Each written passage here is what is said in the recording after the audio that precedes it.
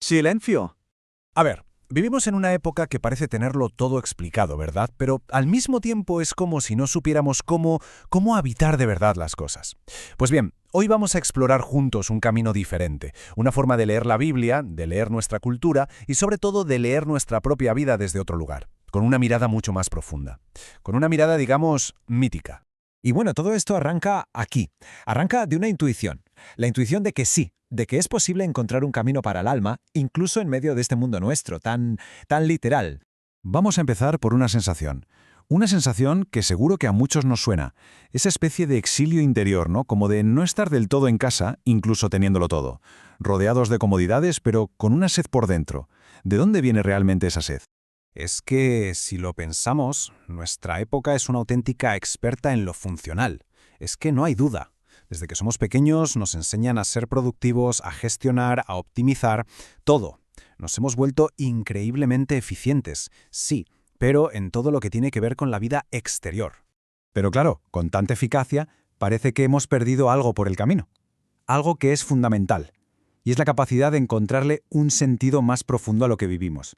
El amor, el sufrimiento, el trabajo, corren el riesgo de convertirse en una anécdota más, o en un dato para el psicólogo, o simplemente en un problema que hay que gestionar. Y ya está. Y aquí está la clave de todo, el punto crucial. Esa sensación de exilio, esa especie de amnesia espiritual que sentimos, nace de que hemos perdido una gramática. Ojo, no una gramática de palabras, no. Hemos perdido la gramática del mito, que es ni más ni menos el lenguaje nativo del alma. Vale, entonces, cuando decimos mito, ¿de qué estamos hablando exactamente? Porque esto es importante aclararlo desde ya. No estamos hablando de una mentira ni de un cuento para niños, nada de eso. Estamos hablando de una forma de verdad mucho más profunda. A ver, pensemos en el mito no como una idea abstracta, sino como la verdad, contada de otra manera, contada con el lenguaje de las imágenes potentes, de los símbolos, de las historias de un viaje, de esas historias que nos resuenan muy dentro. Es casi como una arquitectura invisible que va moldeando y sosteniendo toda nuestra vida interior. Y aquí, ojo, llegamos a una distinción que es clave. No estamos hablando de ficción para escapar de la realidad. Todo lo contrario, hablamos de un espejo ardiente, de una trama simbólica que nos da, digamos, las herramientas para entender el sufrimiento, la vocación, la transformación. Porque al final, el alma no madura solo con ideas abstractas o con normas, no. Necesita historias vivas, historias que se nos metan dentro y nos reconfiguren. Fijaos en cómo esto lo cambia todo a la hora de leer la Biblia. De repente, Abraham ya no es solo un personaje histórico de hace miles de años, no, se convierte en la figura de quien tiene que salir de su propia tierra, de su propio suelo interior. O Jacob. Jacob es el alma que pelea de noche con el misterio. María, la interioridad que se abre para acoger lo divino. Y Cristo. Bueno, Cristo se revela como la estructura viva del camino. ¿Veis? Dejan de ser personajes del pasado y se convierten en arquetipos de nuestro propio viaje vital. Entonces, la pregunta es, si hemos perdido esta forma de leer, ¿cómo la recuperamos? ¿Cómo se vuelve a aprender? Pues bien, ahora vamos a ver cómo se puede construir este camino, porque Anima Mundi no se queda solo en la idea, sino que propone un método concreto, sistemático, una auténtica escuela para aprender a percibir el sentido de las cosas. Y que quede claro, esto no es algo vago, un sentimiento y ya. Es una práctica, y muy estructurada. El método es así. Primero, escuchar el relato bíblico, pero no como un texto muerto, sino como una escena que está viva, que está pasando.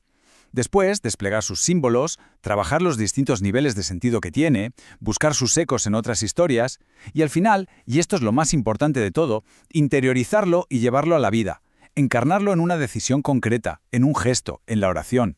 Es todo un proceso, ¿eh? Un proceso que va de la escucha a la transformación. Y es que aquí está el corazón de toda la propuesta.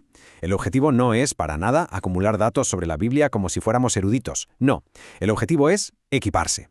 Equiparse para que sea la propia Biblia, con sus relatos inmensos, la que nos ilumine, la que interprete la vida que cada cual está caminando. ¿Y esto, en el día a día, qué poder tiene? ¿Realmente cambia algo? Pues vamos a ver cómo este enfoque es capaz de replantearlo todo, de rescatar nuestras experiencias cotidianas de la simple literalidad o, a veces, del absurdo. Mirad, aquí se ve la potencia que tiene esto en la práctica.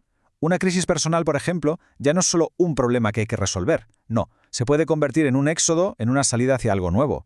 Una pérdida muy dolorosa puede leerse como un exilio, que siempre lleva dentro la promesa del regreso.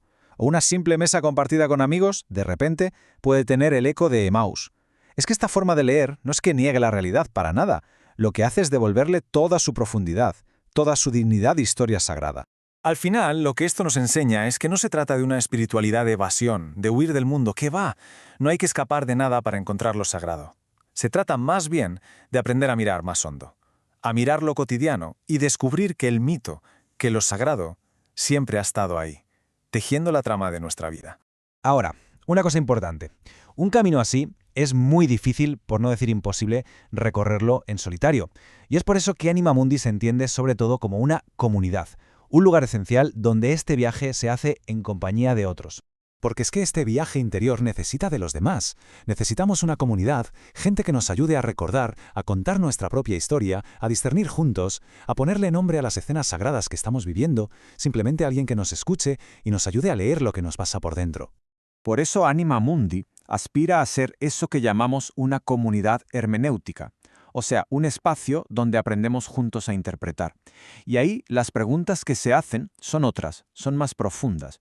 En vez de ponerle una etiqueta psicológica a todo, se acompaña preguntando, ¿qué historia estás viviendo? ¿Qué símbolo te ronda la cabeza?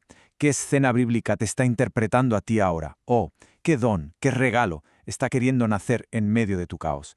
Al final, la visión, el gran sueño que hay detrás de todo esto es conseguir que la Biblia deje de sonar como un archivo muerto, como algo del pasado, y vuelva a ser lo que es, un espejo ardiente. Un espejo vivo, capaz de interpretar y dar sentido a nuestra vida, aquí y ahora. Vamos a pararnos un segundo a pensar en esto. Si cada cual aplicara esta lente a su situación ahora mismo, en este momento, ¿qué relato, qué personaje o qué escena de la Biblia podría estar iluminando la vida que le toca vivir? Es una buena pregunta, ¿eh? En definitiva, la gran promesa es esta, que no hace falta huir del mundo real, para nada. Lo que hace falta es despertar a la hondura simbólica que tiene todo lo real, y así poder reintegrar la razón con el cuerpo, el símbolo con la trascendencia, y encontrar una forma de vida que sea de verdad más plena y con más sentido. Porque sí, es posible volver a caminar cada día como si fuera una peregrinación. Y es posible crear una comunidad en torno a los relatos que de verdad alimentan el alma. Así que para quien sienta esta llamada, para quien quiera iniciar este camino o simplemente conversar y saber un poco más, pues que sepa que la puerta está abierta. La invitación está hecha.